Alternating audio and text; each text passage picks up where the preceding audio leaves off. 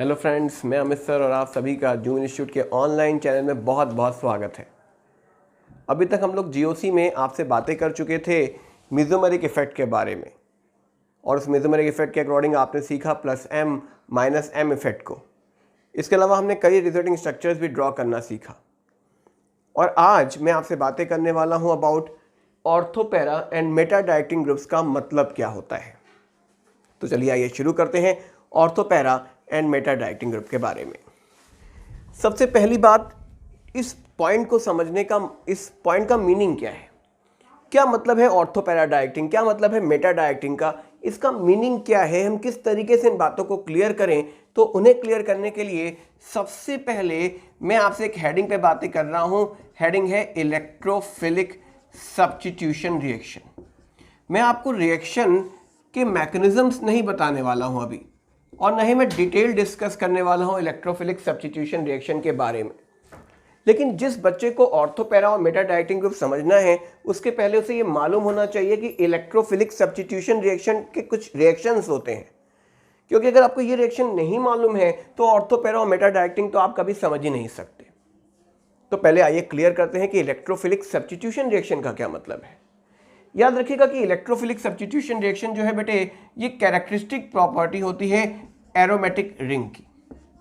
मतलब नॉर्मली ये reactions aromatic rings पर ही होते हैं, जैसे बेंजीन, जैसे नैफ्थलीन, जैसे पायरोल एक्सेट्रा।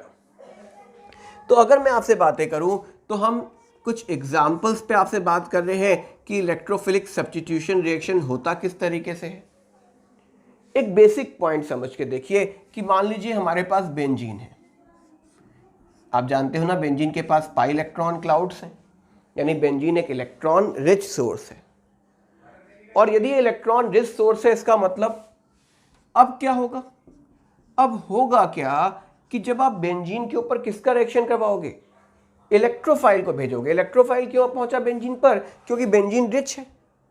तो ये इलेक्ट्रोफाइल करता क्या है, ये इलेक्ट्रोफाइल बेंजीन के एक हाइड्रोजन को रिप्लेस करता है और खुद जाके लग जाता है। और जब ये खुद जाके लग गया तो आप इस रिएक्शन को नाम क्या दोगे। यहां पे हुआ क्या, यहां से एक H बाहर निकल गया। इसका मतलब क्या हुआ, इसका मतलब हुआ कि इस पूरे रिएक्शन में इलेक्ट्रोफाइल बेंजीन पे जुड़ गया और H निकल गया। ऐसा रिएक्शन सब्स्टिट्यूशन कहलाता है, और इस सब्स्टिट्यूशन को करने वाला हमारा इलेक्ट्रोफाइल है, इसलिए रिएक्शन को नाम दिया गया इलेक्ट्रोफिलिक सब्स्टिट्यूशन रिएक्शन। क्लियर है बातें। तो what is electrophilic substitution reaction. तो इलेक्ट्रोफिलिक सब्स्टिट्यूशन रिएक्शन वो रिएक्शन होगा जिसमें इलेक्ट्रोफाइल बेंजीन पर अटैक करके उसके H को रिप्लेस करके खुद लग जाएगा। अब इसके कुछ एग्जाम्पल्स देख लेते हैं। पहले जो एग्जाम्पल्स आपको देखने को मिलेंगे इलेक्ट्रोफिलिक सब्स्टिट्यूशन रिएक्शन के, उसमें एक एग्जाम्पल हमने बेंजीन लिखा और इसके ऊपर लिखा concentrate HNO3 plus concentrate H2SO4। ये इस रिएक्शन का नाइट्रेटिंग रिएजेंट है। नाइट्रेटिंग रिएजेंट मतलब इसको हम जब यूज करते हैं, ये है क्या, नाइट्रेटिंग एजेंट। नाइट्रेटिंग एजेंट का मतलब है कि ये बेंजीन के ऊपर NO2 ग्रुप को लगा देता है। तो अगर आपको बेंजीन पे क्या लगाना हो, NO2 लगाना हो, तो आप क्या करोगे, आप करोगे क्या कि बेंजीन के ऊपर ऐड कर दोगे concentrate HNO3 plus concentrate H2SO4। जब भी आप इसे ऐड करोगे बेंजीन पर, हमें नाइट्रोबेंजीन बनता हुआ मिलेगा। क्लियर है बातें। इस रिएक्शन को क्यों रखा गया इलेक्ट्रोफिलिक सब्स्टिट्यूशन रिएक्शन में, तो मैकेनिज्म पे तो बातें नहीं हो रही, लेकिन अगर आप बातें समझोगे तो इस रिएक्शन में इलेक्ट्रोफिलिक सब्स्टिट्यूशन होता है। और इलेक्ट्रोफिलिक सब्स्टिट्यूशन रिएक्शन होने के लिए क्या जरूरी है कि इलेक्ट्रोफिलिक सब्स्टिट्यूशन रिएक्शन होने के लिए जरूरी है कि सिस्टम में इलेक्ट्रोफाइल का फॉर्मेशन हो। तो अगर इलेक्ट्रोफाइल फॉर्म होगा तभी तो रिएक्शन इलेक्ट्रोफिलिक सब्स्टिट्यूशन होगा। तो जब आप नाइट्रिक एसिड और सल्फ्यूरिक एसिड को मिलाते हो ना, तो ये बनाते हैं कि इलेक्ट्रोफाइल। कैसे, अभी बातें नहीं हो रही, अभी तो आप याद रख लो तो बहुत आसान है, मुश्किल काम तो नहीं है ना। कौन लगा, NO2 लगा, तो कौन होगा, NO2 पॉजिटिव होगा। ये हमारे रिएक्शन का क्या है, इलेक्ट्रोफाइल है। इलेक्ट्रोफाइल का नाम क्या है, नाइट्रोनियम आयन। और ये नाइट्रोनियम आयन क्या कर रहा होगा, ये बेंजीन पे गया होगा और बेंजीन के H को रिप्लेस करके खुद लग गया होगा। बन क्या गया? फॉर्मेशन हो गया नाइट्रोबेंजीन का। और आप कहोगे ये मेरा पहला एग्जाम्पल था किसका? इलेक्ट्रोफिलिक सब्स्टिट्यूशन रिएक्शन का। दूसरा एग्जाम्पल हम फिर से ले रहे हैं। हमने बेंजीन लिया और बेंजीन पर मैंने लिख दिया Cl2FeCl3, ये क्लोरेटिंग एजेंट है।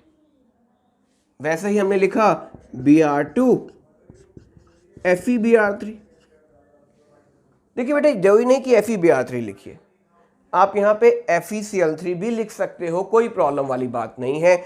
आप यहाँ Cl2FeBr3 भी लिख सकते थे, लेकिन बेसिकली Cl2 के साथ FeCl3 लिख देता हूँ, Br2 के साथ FeBr3 की याद रखना आपके लिए आसान हो, आप कहीं कंफ्यूज ना हो जाए बातों के साथ। क्यों FeCl3 यहाँ FeBr3 क्यों आ जाएगा और FeBr3 की जगह FeCl3 क्यों आ सकता है? याद रखिएगा, यहाँ BF3 भी आ सकता है, यहाँ AlCl3 भी आ सकता है। क्यों आ सकता है? वो सारी बातें जब हम इस टॉपिक को पढ़ना शुरू करेंगे ना, इलेक्ट्रोफिलिक सब्स्टिट्यूशन रिएक्शंस, तो सारी बातें आपके पास वहां पे आएंगी। अभी तो मुझे समझना है कि क्लोरीनेशन के लिए ये रिएजेंट होता है, ब्रोमिनेशन के लिए ये होता है, क्योंकि मेरा फोकस अभी इसे समझाना है, इसे नहीं। तो इससे क्या बनेगा? आप कहोगे इससे क्लोरोबेंजीन बन जाएगा। इससे क्या बनेगा? आप कहोगे इससे ब्रोमोबेंजीन बन जाएगा। इसका इलेक्ट्रोफाइल कौन होगा? अगर मैं आपसे कहूं कि इस रिएक्शन का इलेक्ट्रोफाइल कौन होगा, तो आप कहोगे इस रिएक्शन का तो इलेक्ट्रोफाइल होगा Cl पॉजिटिव। क्या याद रखना मुश्किल है Cl पॉजिटिव को? आप कहोगे नहीं, बिल्कुल नहीं, क्योंकि लग रहा है Cl और आपने भी बताया कि इलेक्ट्रोफिलिक सब्स्टिट्यूशन है, तो Cl पॉजिटिव ही होगा रिएक्शन के साथ। इसका कौन होगा इलेक्ट्रोफाइल? ये भी बता सकता हूं मैं, इसका तो इलेक्ट्रोफाइल होगा Br पॉजिटिव। ये कौन सा आयन है? ये है क्लोरोनियम आयन। ये क्या है? Bromonium ion.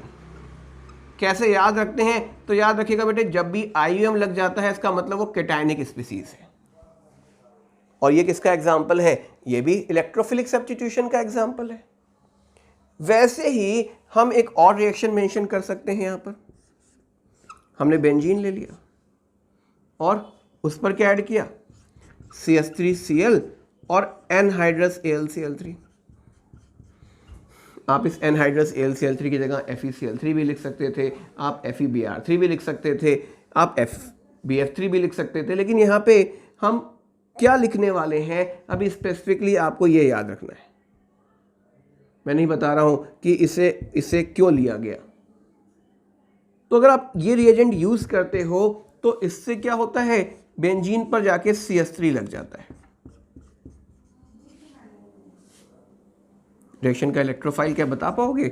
आप कहोगे यार अब तो मुझे लगता है कि मैं सारे इलेक्ट्रोफाइल बता लूंगा। इसका इलेक्ट्रोफाइल होगा CH3 positive, that is methyl cation. ये रिएक्शन कौन सा था? तो ये रिएक्शन था बेटे नाइट्रेशन। ये रिएक्शन क्या था? ये था हैलोजिनेशन। हैलोजन का जुड़ना हैलोजिनेशन। अगर मैं बात करूं इस रिएक्शन के बारे में, तो ये एक नेम रिएक्शन है, फ्रीडल-क्राफ्ट एल्काइलेशन। क्या? एल्काइलेशन मतलब किसका जुड़ना? एल्काइल ग्रुप का जुड़ना। वैसे ही इसी कैटेगरी में हम फ्रीडल-क्राफ्ट एसाइलेशन रिएक्शन भी डिस्कस करते हैं। अगर मैं फ्रीडल-क्राफ्ट एसाइलेशन की बात करूं तो फ्रीडल-क्राफ्ट एसाइलेशन रिएक्शन क्या होता होगा? आइए इसे भी देख लें। तो मैंने कहा आपने बेंजीन के ऊपर क्या लिख दिया? CH3COCl लिख दिया एनहाइड्रस AlCl3 की प्रेजेंस में। इसको लेने से क्या हुआ? इसको लेने से बेंजीन पर COCH3 ग्रुप जाके जुड़ गया। That is called what? This is also a example of electrophilic substitution reaction. बनने वाला कंपाउंड का नाम बहुत इंपॉर्टेंट होता है, तो ये याद रखना जरूरी होता है, एसिटोफिनोन। इस रिएक्शन का इलेक्ट्रोफाइल कौन होगा? आप कहोगे यार मैं फिर से बता सकता हूं, कौन होगा? आप कहोगे CH3CO और इस पर positive charge, that is acyl carbocation. और ये भी नेम रिएक्शन है। ये कौन सा नेम रिएक्शन है? फ्रीडल-क्राफ्ट, और आगे जुड़ जाएगा सिर्फ एसाइलेशन रिएक्शन। अंडरस्टैंड? तो ये बातें हैं किसके बारे में? About electrophilic substitution reaction. क्या और एग्जांपल्स हैं? हाँ जी, बहुत सारे एग्जांपल हैं। गटम-एनकोस्ट रिएक्शन, गटम-एल्डिहाइड सिंथेसिस, सल्फोनेशन रिएक्शन, बहुत सारे एग्जांपल्स हमें डिस्कस करने हैं। तो हमें ये बात तो पहले क्लियर होनी चाहिए कि कुछ एग्जांपल्स मालूम हो कि मैं आपको ऑर्थो, पैरा और मेटा डायरेक्टिंग ग्रुप्स को समझा सकूं। तो ऑर्थो, पैरा और मेटा डायरेक्टिंग ग्रुप को समझने के लिए सबसे पहला स्टेप 1 आपको क्लियर हो गया। क्या इलेक्ट्रोफिलिक सब्स्टिट्यूशन रिएक्शन का मतलब क्या होता है? बेंजीन के ऊपर किसी इलेक्ट्रोफाइल का अटैक होना और उस इलेक्ट्रोफाइल का क्या करना, उसके H को निकाल के खुद को जोड़ लेना। ऐसा रिएक्शन क्या कहलाएगा? ऐसा रिएक्शन कहलाएगा इलेक्ट्रोफिलिक सब्स्टिट्यूशन रिएक्शन। अब इसी को मैं आपके सामने और क्लियर करने जा रहा हूं। आइए कोशिश करते हैं समझने की। हमने बेंजीन ले लिया और मैंने इसके एरो के ऊपर लिखा concentrate HNO3 plus concentrate H2SO4। क्या समझ आता है कि कौन सा रिएक्शन है? हाँ जी, नाइट्रेशन। और इस नाइट्रेशन रिएक्शन में हमारा रिएजेंट इलेक्ट्रोफाइल कौन बनता है? तो यहां पे जो इलेक्ट्रोफाइल जनरेट होता है वो होता है NO2 पॉजिटिव, नाइट्रोनियम आयन। ये नाइट्रोनियम आयन क्या करता है? बेंजीन पर जाता है और बेंजीन के एक H को हटा के लग जाता है। पहला प्रॉब्लम जो बच्चों के माइंड में बनता है कि आपने यहां पे क्यों NO2 लगा दिया। देखो मेरे बेंजीन के जो पोजीशंस है 1, 2, 3, 4, 5, 6, they all are the equivalent position. Equivalent मतलब सब एक जैसे हैं। अगर सब एक जैसे हैं इसका मतलब आपको यहां कोई लड़ाई करनी नहीं है कि मैं एक पे लगाऊंगा और तुम 2 पे लगा रहे हो, मतलब गलत हो रहा है। आप यहां लगाओगे तो वो 1 माना जाएगा, यहां लगाओगे तो उसे 1 माना जाएगा। यानी हर पोजीशन को आप 1 से काउंट स्टार्ट कर सकते हो। इसका मतलब मेरा मन कर रहा है मैं NO2 को यहां लगाऊंगा और आपका मन कर रहा है कि मैं NO2 को तो यहां लगाऊंगा, तो कोई प्रॉब्लम नहीं, आप NO2 को कहीं भी लगा दीजिए। बेंजीन की सारी 6 पोजीशंस अभी जो मेरे पास हैं वो एक जैसी हैं। इसका मतलब मैंने बेंजीन पर NO2 लगा दिया। ये जो था ये पार्ट था मोनो सब्स्टिट्यूशन का। मोनो सब्स्टिट्यूशन मतलब, मोनो मतलब एक, पहला सब्स्टिट्यूशन। हमने कहा चलो फिर से लिखते हैं Cl2 FeCl3।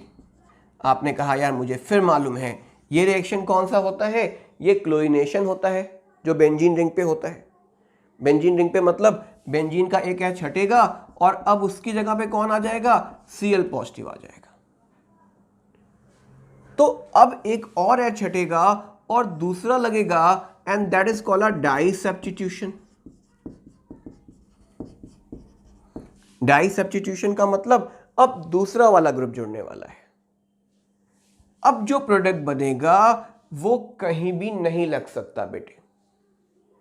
इसको समझने के लिए कि अगला प्रोडक्ट कहां लगेगा हमें समझना पड़ेगा ऑर्थो, पैरा और मेटा डायरेक्टिंग सिस्टम को, कि वो ऑर्थो पैरा डायरेक्टिंग है या मेटा डायरेक्टिंग है। तो याद रखिएगा जो ऑर्थो पैरा या मेटा डायरेक्टिंग है इसका मतलब क्या है?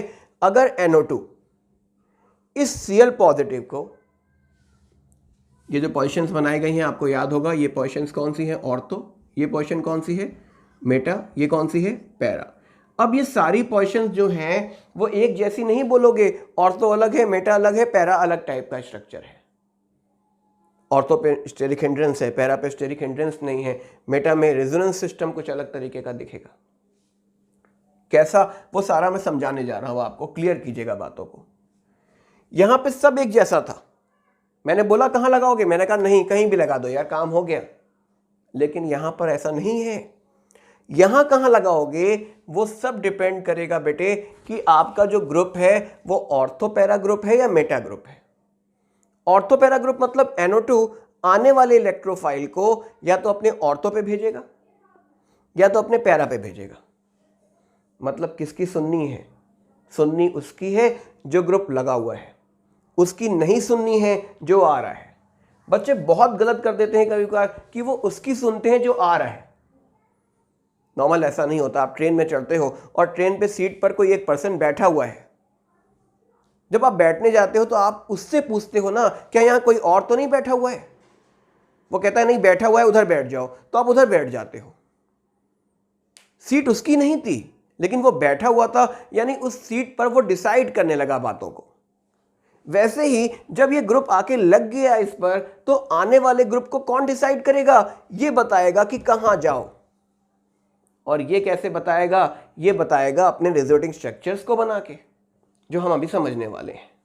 तो जब आप NO2 की बात करोगे तो NO2 या तो उसे ऑर्थो पे या पैरा पे भेजेगा, तो उसे आप ऑर्थो पैरा बोल दोगे, और या तो NO2 से कहां भेजेगा? मेटा पे बोलेगा, तो आप इसे मेटा बोलोगे। ऑर्थो पैरा या मेटा जो भी है, ये इलेक्ट्रोफाइल के अटैक के लिए, यानी इलेक्ट्रोफिलिक सब्स्टिट्यूशन रिएक्शन के रिस्पेक्ट में बोला जा रहा है। इस बात को समझिएगा। सिर्फ ये बोल देना कि मैं पूछूं बताओ नाइट्रोबेंजीन क्या है, आप बोलो नाइट्रोबेंजीन तो मेटा डायरेक्टिंग ग्रुप है, गलत। अगर न्यूक्लियोफाइल आएगा ना तो फिर केस अलग हो जाएगा। नाइट्रोबेंजीन मेटा डायरेक्टिंग किसके रिस्पेक्ट में है? इलेक्ट्रोफाइल के रिस्पेक्ट में बताया गया है। मेटा डायरेक्टिंग क्यों, आइए क्लियर कर लें पहले से भी। तो डाई सब्स्टिट्यूशन का प्रोडक्ट कहां बनेगा, हम उसे समझने जा रहे हैं। अब मान लो आपने कोई ऐसा ग्रुप लगाया हुआ है जिसका मेसोमेरिक इफेक्ट +M है। याद है +M वाले क्या क्या कंडीशंस बनती थी? +M वाला अपना लोन पेयर डोनेट करता था, और उसके डोनेशन से हम लोगों ने एक रिजल्टिंग स्ट्रक्चर ड्रॉ किया था, हाइब्रिड स्ट्रक्चर बनाया था ना उसका। उस हाइब्रिड स्ट्रक्चर में क्या होता था? जो ग्रुप था उसके ऊपर आता था पार्शियल पॉजिटिव, और इन पोजीशंस पे आता था पार्शियल नेगेटिव। अगर नहीं याद हो तो आप इसकी पहले वाली क्लासेस देख सकते हो। आपको करना क्या होगा, जिम इंस्टीट्यूट के चैनल पे जाइए, और उस पे जाने के बाद आप चाहो तो GOC के टॉपिक को सर्च कर सकते हो, या फिर आप लिस्ट में जा सकते हो, जो लिस्ट मेंशन की गई है वहाँ पे चैप्टर्स की। तो यहाँ पर हमारे पास पार्शियल नेगेटिव चार्ज है। तो अब जो इलेक्ट्रोफाइल है वो निगेटिव की तरफ अट्रैक्ट होगा। आप जानते हो इलेक्ट्रोफाइल डेफिशिएंट है, और यहाँ इलेक्ट्रॉन डेंसिटी से ज़्यादा दिख रही है, तो वह एरोमेटिक रिंग के इस पोजीशन पे अटैक करेगा। ये पोजीशन कौन सी है? ऑर्थो और पैरा। तो जो ग्रुप +M शो करते हैं वो ऑर्थो पैरा पे भेजते हैं सिस्टम को। अब बात करके देखें, हमने कहा जो मैंने ग्रुप लगाया वो -M शो करता है। -M के रिजल्टिंग स्ट्रक्चर बनाए थे आपने, और उसमें क्या हुआ था? इसके ऊपर पार्शियल नेगेटिव चार्ज बनाया था, क्योंकि पाई इलेक्ट्रॉन की तरफ शिफ्ट हो रहा था, और इन पर क्या आया था? पार्शियल पॉजिटिव चार्ज आया था। अब आने वाला इलेक्ट्रोफाइल फिर से आया। अब इलेक्ट्रोफाइल कहाँ जाएगा? तो ये जो ग्रुप था ये ऑर्थो पैरा डायरेक्टिंग था। क्यों ऑर्थो पैरा डायरेक्टिंग था? क्योंकि इसने इलेक्ट्रॉन की डेंसिटी को क्या किया था? बढ़ा दिया था। कहाँ पे? At ortho and para. फिर भी हम प्रिफर पैरा करते हैं, क्योंकि ऑर्थो पे स्टेरिक हिंड्रेंस होता है, इस ग्रुप के कारण मुश्किल होती है आने में, तो पैरा पे भेज देते हैं। तो यहाँ पे वो इलेक्ट्रॉन डेंसिटी को बढ़ा रहा था ऑर्थो पैरा, इसलिए आपने ऑर्थो पैरा डायरेक्टिंग कह दिया। ये ग्रुप मेटा डायरेक्टिंग कहलाता है। आप खुद देखो कि यहाँ पे तो पार्शियल पॉजिटिव चार्ज है, तो इलेक्ट्रोफाइल को यहाँ जाना चाहिए। फिर बात उठती है मेटा डायरेक्टिंग क्यों? तो ये नहीं बोलोगे ना कि ग्रुप मेटा पे इलेक्ट्रॉन डेंसिटी बढ़ा दे रहा है। याद रखिए ग्रुप +M हो या -M हो, वो ऑर्थो पैरा पे ही इफेक्ट डालता है। या तो ऑर्थो पैरा पे इलेक्ट्रॉन बढ़ाता है या तो कम कर देता है। तो इसने क्या किया? इसने ऑर्थो पैरा पे इलेक्ट्रॉन डेंसिटी को कम कर दिया। इसका मतलब in respect ortho para Meta पे इलेक्ट्रॉन डेंसिटी ज़्यादा मिल रही होगी। यानी ये कर क्या रहा होगा? ये ऑर्थो पैरा पे इलेक्ट्रॉन डेंसिटी को क्या कर दे रहा होगा? कम कर दे रहा होगा। सो मेटा पे इलेक्ट्रॉन की डेंसिटी जो आपको मिलेगी वो ज़्यादा मिलेगी in respect ortho and para position से। मेटा पे इलेक्ट्रॉन बड़े नहीं, याद रखिएगा, मेटा पे इलेक्ट्रॉन बड़े नहीं, ऑर्थो पैरा पे कम हो गए, इसलिए इलेक्ट्रोफाइल मेटा पे चला गया। तो यहां बात करें कि क्या आंसर होना चाहिए इसका, तो आप कहोगे कि जो मेरा NO2 ग्रुप है वो कैसा ग्रुप है? हमारा जो NO2 ग्रुप है वो तो -M शो करता है। और अगर -M शो करता है इसका मतलब, अगर -M शो करता है इसका मतलब वो मेटा डायरेक्टिंग ग्रुप है। तो आने वाले इलेक्ट्रोफाइल को वो कहाँ भेजेगा? मेटा पे भेज देगा, and that is Meta directing system. तो ये बात है मोनो सब्स्टिट्यूशन। ये बात क्या है? डाई सब्स्टिट्यूशन, क्या ट्राई सब्स्टिट्यूशन भी होता है? हाँ जी, ट्राई सब्स्टिट्यूशन, हम पॉली सब्स्टिट्यूशन पे भी बात करेंगे टर्म के ऊपर। तो ट्राई सब्स्टिट्यूशन क्या है उसको समझने के लिए हम एक एक स्टेप आगे बढ़ रहे हैं। पहले मोनो सब्स्टिट्यूशन समझा, अब हम डाई सब्स्टिट्यूशन को भी क्लियर कर रहे हैं। तो ये बातें आपको समझ में आनी चाहिए। ऑर्थो पैरा और मेटा डाइटिंग का क्या मतलब है, बेसिक कॉन्सेप्ट क्या है, एक नॉर्मल ट्रिक आप अप्लाई कर सकते हो। जो भी प्लस एम वाले हैं वो सारे ऑर्थो पैरा होते हैं और जो माइनस एम वाले हैं वो सारे मेटा डाइटिंग होते हैं। लेकिन किसके रिस्पेक्ट में? इलेक्ट्रोफिलिक सब्स्टिट्यूशन रिएक्शन के रिस्पेक्ट में। इस बात को जरूर ध्यान रखिएगा। अगर क्वेश्चन आ गया बताइए फिनॉल क्या है इन रिस्पेक्ट ऑफ न्यूक्लियोफाइल, तो आप क्या बताओगे? तो आप कहोगे फिनॉल तो प्लस एम शो करता था, मतलब वो इलेक्ट्रॉन डेंसिटी ऑर्थो पैरा पे बढ़ा देगा, और आ कौन रहा है? न्यूक्लियोफाइल, तो वो मेटा पे भेज देगा। तो फिनॉल मेटा डाइटिंग भी हो सकता है, लेकिन किसके रिस्पेक्ट में? न्यूक्लियोफाइल के रिस्पेक्ट में। तो आपने भी जान लिया ortho para dieting Meta dieting क्या है। तो बहुत सिंपल बात आपने जो बेटा याद रख ली है समझ लेना कि जो भी हमारे प्लस आर या प्लस एम वाले ग्रुप्स होते हैं वो सारे ऑर्थो पैरा होते हैं, और जो माइनस आर और माइनस एम वाले होते हैं वो सारे मेटा होते हैं। नॉर्मल, कोई एक्सेप्शन नहीं है। तो आप इस बात को याद रखना। जो बच्चे पढ़ चुके होते हैं उनको माइंड में आ रहा था यार हैलोजेंस के साथ तो डीएक्टिवेटर होता है ये। तो याद रखिएगा, आपको जब ऑर्थो पैरा या मेटा बोलता है तो आपको एक्टिवेटर डीएक्टिवेटर नहीं सोचना है। आगे मैं बताऊंगा ये बातें, लेकिन कुछ बच्चे ऐसे होंगे जिन्हें पहले से मालूम होती है कुछ बातें। तो हैलोजेंस के लिए इस बात को ध्यान रखिएगा कि उसके लिए भी प्लस आर या प्लस एम इफेक्ट है, तो वो ग्रुप भी कैसे होंगे? ऑर्थो पैरा ही होंगे। आप ऐसा नहीं कि उन्हें मेटा डाइटिंग बोल के खत्म करोगे अपना आंसर। कोई एक्सेप्शन नहीं है इस पर्टिकुलर सिस्टम में। कुछ कन्वर्जन जो बिगनर बच्चों के लिए हैं, जो नॉर्मली 11th स्टैंडर्ड में आते हैं और इस क्वेश्चन को करना चाहते हैं। कुछ एनसीईआरटी के ही क्वेश्चन है बेटे जो मैं आपसे बात कर रहा हूं। हमारे पास बेंजीन से ये कंपाउंड बनाना है। जैसे बच्चे ने देखा उसको एक बहुत सिंपल सी बात देखी कि बेंजीन पर Cl भी लगा हुआ है और बेंजीन पे NO2 भी लगा हुआ है। अगर बेंजीन पर Cl NO2 दोनों लगा हुआ है, इसका मतलब आपको बेंजीन के 2 H रिप्लेस करने होंगे। और Cl लगाने के लिए क्या रिएजेंट होता होगा? तो आपने सोच लिया कि इलेक्ट्रोफिलिक सब्स्टिट्यूशन में तो ये रिएजेंट होगा Cl लगाने के लिए, और नाइट्रेशन के लिए क्या होगा? कंसंट्रेट HNO3 और कंसंट्रेट H2SO4। ये सबसे पहले मेरे माइंड में स्ट्राइक करना चाहिए, ये डालना है। लेकिन कैसे डालूं? यहां पे हम चाय नहीं बना रहे हैं कि चीनी डाल दो या चाय पत्ती कोई भी पहले डाल दो तो चाय तो बनेगी। यहाँ पे पहले और कौन दूसरे नंबर पे डाला जाएगा ये समझना होगा आपको। तो ये कैसे समझे? तो उसके लिए हम कुछ रीजनिंग करेंगे। कैसी रीजनिंग? Cl और NO2 एक दूसरे की किस पोजीशन पे लगे हुए हैं? आप कहोगे Cl के रिस्पेक्ट में NO2 पैरा पे लगा हुआ है और NO2 के रिस्पेक्ट में Cl भी पैरा पे लगा हुआ है। मतलब दोनों एक दूसरे के पैरा पोजीशन पे लगे हुए हैं।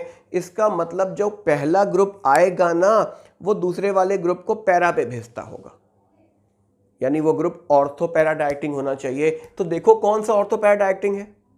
आपने कहा यार Cl ऑर्थो पैरा डाइटिंग है, क्या NO2 है? नहीं, NO2 तो माइनस आर शो करता था और माइनस आर वाला तो मेटा होता है। तो अगर मुझे पहले इस पर Cl2 को ऐड करना पड़ा तो आप क्या लिखोगे? आप कहोगे कि बेंजीन पर जाके Cl लग गया, क्लोरोबेंजीन बन गया। और उसके बाद अगर मैं क्या मिला दूं? कंसंट्रेट HNO3 और कंसंट्रेट H2SO4 मिला दूं तो क्या होगा? इसके पैरा पोजीशन पर NO2 जाके जुड़ जाएगा और आपका ये कंपाउंड तैयार हो गया। आइए दूसरा कन्वर्जन देखते हैं। बेंजीन पर मेरा CH3 भी लगा हुआ है और NO2 भी लगा हुआ है, और वो आपसे फिर पूछ रहा है बताओ कैसे करें। फिर सोचो, CH3 के पैरा पे NO2 लगा हुआ है और NO2 के पैरा पे CH3 लगा हुआ है। इसका मतलब यही है कि पहला ग्रुप तो वो होना चाहिए जो पैरा पे भेजता हो। तो पहले किसे लेके आए? तो आपने कहा पहले CH3 को लेके आते हैं। CH3 कैसे लेके आएंगे? तो मैंने कहा मुझे मालूम है CH3Cl और एनहाइड्रस AlCl3 लिख दो, बेंजीन पर CH3 जाके लग जाएगा। और एक बार CH3 लग गया उसके बाद क्या कर दो? Concentrate HNO3 plus concentrate H2SO4 मिला दो, आपका प्रोडक्ट तैयार हो गया। अब अगर मैं आपसे बात करूं तो नेक्स्ट केस में क्या है, नेक्स्ट केस में CH3 और Cl लगे हुए हैं, ये भी पैरा पे लगे हुए हैं दूसरे के। तो पैरा डायरेक्टिंग कौन है, ऑर्थो पैरा डायरेक्टिंग कौन है, पहले उसे लगना है। CH3 क्या होता है, तो CH3 ऑर्थो पैरा डायरेक्टिंग माना जाता है। CH3 ऑर्थो पैरा डायरेक्टिंग क्यों माना गया, तो ये बातें मैं आपसे आगे क्लियर करवाऊंगा कि CH3 वाला जो ऑर्थो पैरा डायरेक्टिंग क्यों माना जाता है। एक दो क्लासेस जरा वेट कर लीजिए, जब हम हाइपर कॉन्जुगेशन पे आएंगे तो मैं इसे डिटेल एक्सप्लेन करूंगा। और Cl क्या है, ये भी ऑर्थो पैरा डायरेक्टिंग है। तो दोनों ही ऑर्थो पैरा डायरेक्टिंग सिस्टम्स हैं। अगर दोनों ही ऑर्थो पैरा डायरेक्टिंग सिस्टम्स हैं, इसका मतलब, इसका सिंपल सा मतलब है कि आप पहले किसी को भी लगा सकते हो। तो हमने क्या किया कि पहले ऐड किया बेंजीन के ऊपर क्या, CH3Cl और एनहाइड्रस AlCl3। इससे बेंजीन पे क्या जाके लग गया, इससे बेंजीन पर जाके CH3 लग गया। और उसके बाद क्या करें, आपने लिखा Cl2FeCl3 और अब बेंजीन पे जाके Cl लग गया।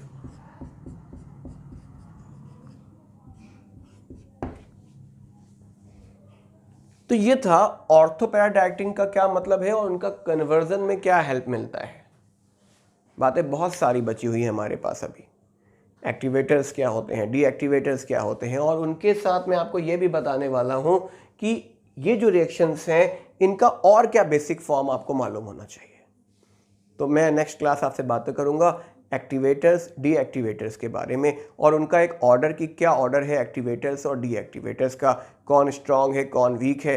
मैं आपसे बात करूंगा ट्राई सब्स्टिट्यूशन रिएक्शंस के बारे में, मैं आपसे बातें करूंगा पॉली सब्स्टिट्यूशन रिएक्शंस के बारे में।